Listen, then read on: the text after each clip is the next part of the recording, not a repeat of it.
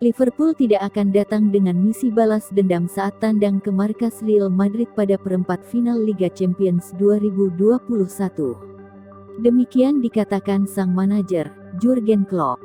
Liverpool akan melawan Real Madrid pada leg pertama perempat final Liga Champions di Stadion Alfredo Di Stefano pada Selasa tanggal 6 April tahun 2021 atau Rabu dini hari WIB.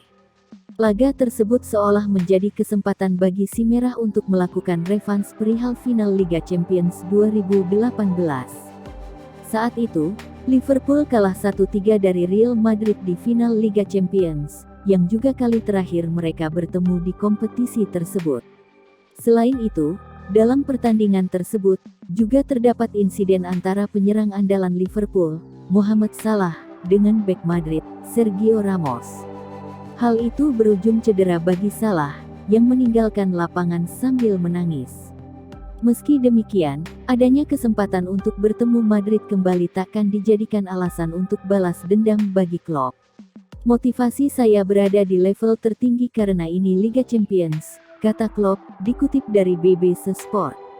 Ini tidak ada hubungannya dengan final 2018, tetapi ketika kami mendapatkan undian, bermain melawan Real Madrid, tentu saja saya ingat laga final 2018 itu, ujarnya. Kami tidak melakukan misi balas dendam di sini. Saya tidak terlalu percaya pada balas dendam, tetapi akan menyenangkan bisa lolos karena itu berarti kami melaju ke babak berikutnya, tutur pelatih asal Jerman itu. Klopp pun mengatakan bahwa saat ini dia sudah melupakan apa yang terjadi antara Salah dan Ramos. Berbeda halnya saat kejadian itu baru-baru terjadi.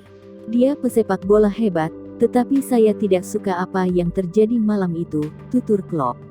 Itu adalah malam yang aneh bagi kami, tetapi itu sudah lama sekali dan saya tidak bisa mendapatkan perasaan itu kembali, kemarahan atau apapun, ujarnya.